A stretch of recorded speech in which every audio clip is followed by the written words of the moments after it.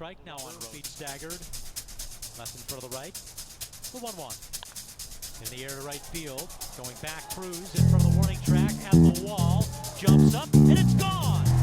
Alan Roden clears the right field wall at Bully Hill. Trims the Bison deficit down to 4-2.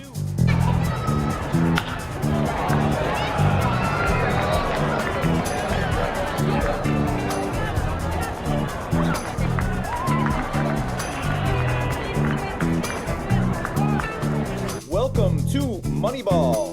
This is your man D Money, and with me today I have Alan Roden, who was 2024 Buffalo Bison's MVP. The right-hander's 0-1. Roden swings, hits a fly ball to straightaway center. Dylan Cruz is going back. He's to the warning track. He's to the fence, and it's out of here. Drafted by the Toronto Blue Jays in 2022. Put up some pretty Angus beef numbers last year, man. Named MVP after 70 games, I think. Man, I'll tell you what, you came in there ripping. Tell me a little bit about that season, and I guess, you know, having that short sample size, was it mid-season? Were you feeling good at that point? Were you zoned in? Yeah, it was, loved it in Buffalo for the time that I was there. Had some success towards the end of the season. Right when I got called up, it was in June, a little bit before halfway through the season. Okay. Honestly, right away in Buffalo, first couple of weeks, I struggled. The numbers weren't, where I would have liked them to be, and it took some adjusting to get. Because you had pretty good numbers with New Hampshire at that point, right? That's right. So yeah. I had started the season out pretty well. Learned a few things in New Hampshire, and then when I got called up to Buffalo, took a couple punches to the jaw, but then figured some things out, made some adjustments, and finished strong. So that's what builds resilience. Taking a couple like that. And listen, it can't be easy when you go into a new city. You're not acclimated. You don't, and you're a ball player, so you guys can be chameleons and you can assimilate anywhere, but it's the small things, it's like, hey, I don't know where my locker is. I don't know where to put my stuff. Little things that people don't ever think about you know what I'm saying? Like, you don't know where to put your bag you don't know where to put your bag when you get there. Like, you got to ask you don't know who the trainer is. You got to ask for this guy, you know what I'm saying? So absolutely. A little bit of that's just getting used to it, I think. Oh, totally. And obviously too, like kind of the routine of the team. Yeah. Everybody and kind of the flow of everybody that's around. And like you said, you can get used to that kind of quick, but really to settle in and, obviously too, just an adjustment, outside the game, but in the game itself, there was obviously some differences and so, learning those first, you have to become aware of something before you can change it. Right. So Absolutely. you have to, learn how you need to change before you can change it. And so that was part of the assimilation process and the adjustment process as a whole, but proud of how I handled that in general, and I'm glad with how it ended for sure. Yeah, man. Spoken like a true prophet. Wise beyond your years. It makes sense though. It really does. I'm going to put you on the hot seat early. Okay. We'll go back into baseball. Okay. But I'm going to go, we're going to do some rapid fire questions here early. Did you watch the Super Bowl? I would assume, right? I did. Okay. Who were you rooting for? I was rooting for the Chiefs. Okay, this is when I hang up. Good interview, thanks. No, man, I think the Chiefs get way too much hate. I think they get way too much hate. I think that they're you might be in Buffalo again starting the season until the Jays call you up, bro, right? I mean, I don't know what I might have to edit that. I'm here to tell the truth. I love that. You know what? I love that, man. I love transparency and and speaking your word, and lions not sheep, man. That's what we live by here. So it's I love it, man. And I'm obviously messing with you, but did you take a lot of crap with the penalties and all the other stuff? Were you happy to see Philly get it though? Happy to see Philly get it. I mean, they've done things the right way for such a long time.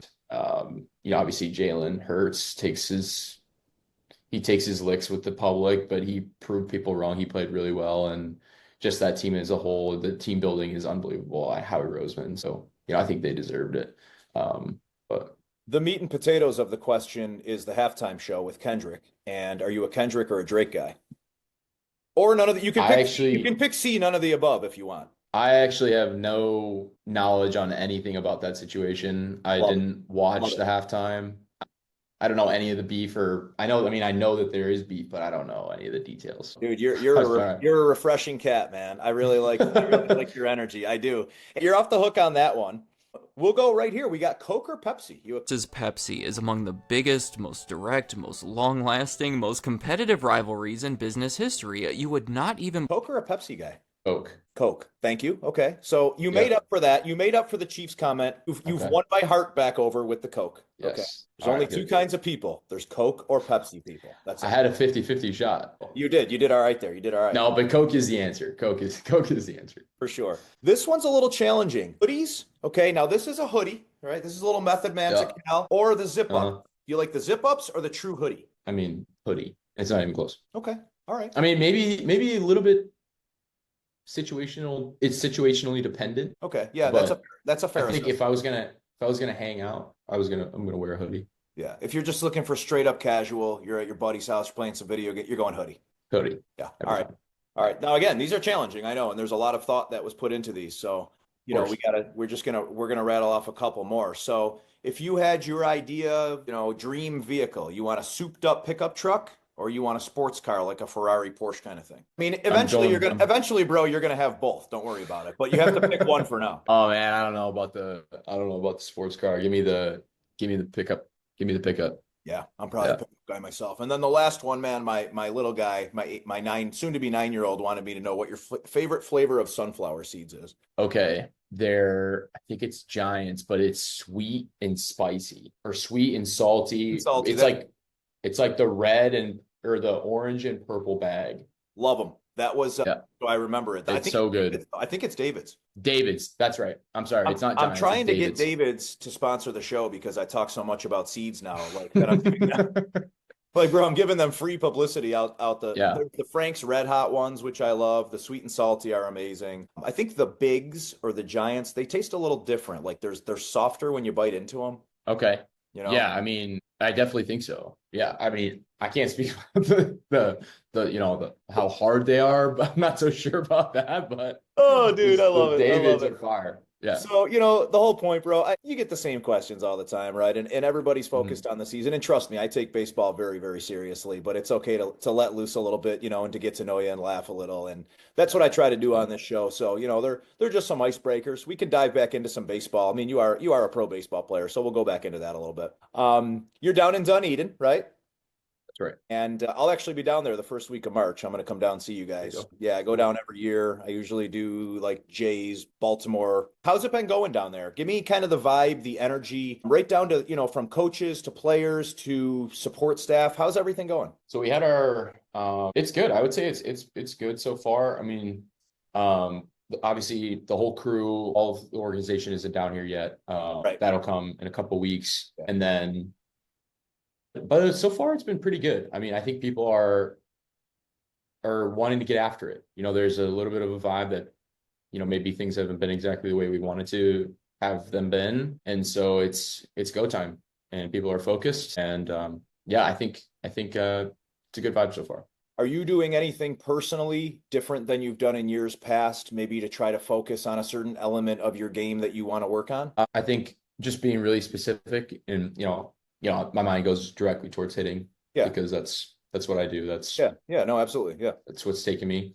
Yep. So just trying to be really specific, what we're working on, being really refined and, just everything that you do down from every swing in your routine to things you're doing off the cage and trying to be really aware of how we're moving. And I think that's at this point, I'm 25. So, it's that point in my career where it's go time. I'm really looking forward, to seeing where you start this year. You guys all have such a free spirit, just a cool personality. And, I think that allows you to play a little more freely too. Is that fair to say? Absolutely. And I think what's cool about baseball players is if you kind of have to play as who you are. Right. And everybody, you kind of settle into yourself a little bit more when you do that. Like even it kind of like brings itself to off the field. So baseball's a cool game. This was cool. I appreciate you taking the time.